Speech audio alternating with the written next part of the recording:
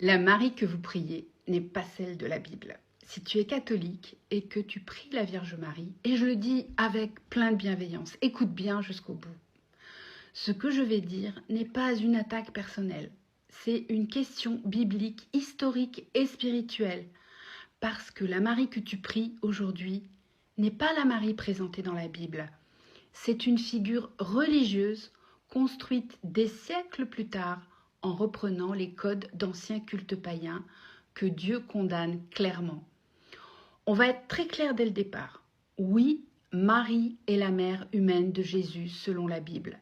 C'est une femme juive, choisie par Dieu, obéissante, humble, mais non, elle n'est jamais priée, elle n'est jamais appelée reine du ciel, elle n'est jamais médiatrice, elle n'est jamais élevée au rang divin.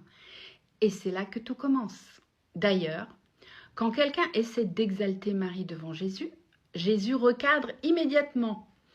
Heureux le sein qui t'a porté, lui dit une femme, heureuses les mamelles qui t'ont allaité. Et Jésus répond instantanément, heureux plutôt ceux qui écoutent la parole de Dieu et qui la gardent. Dans Luc 11, 27 à 28. Jésus ne construit jamais un culte autour de sa mère, jamais.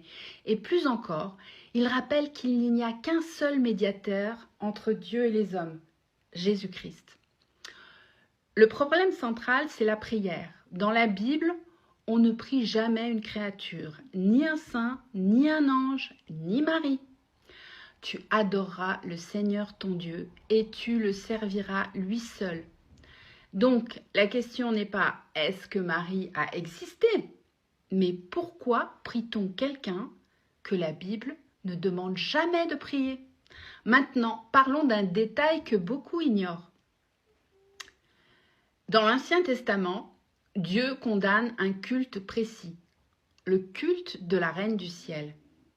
Dans Jérémie 7, 18, les enfants ramassent le bois, les pères allument le feu et les femmes pétrissent la pâte pour préparer des gâteaux à la Reine du Ciel et pour faire des libations à d'autres dieux afin de m'irriter. Et Dieu dit clairement que ce culte provoque sa colère. Question simple. Pourquoi Marie est-elle appelée aujourd'hui Reine du Ciel alors que ce titre est bibliquement associé à un culte païen condamné? Bien avant le christianisme, les peuples adoraient déjà une mère céleste.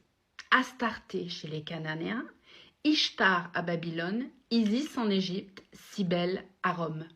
Même schéma partout, une mère divine, reine du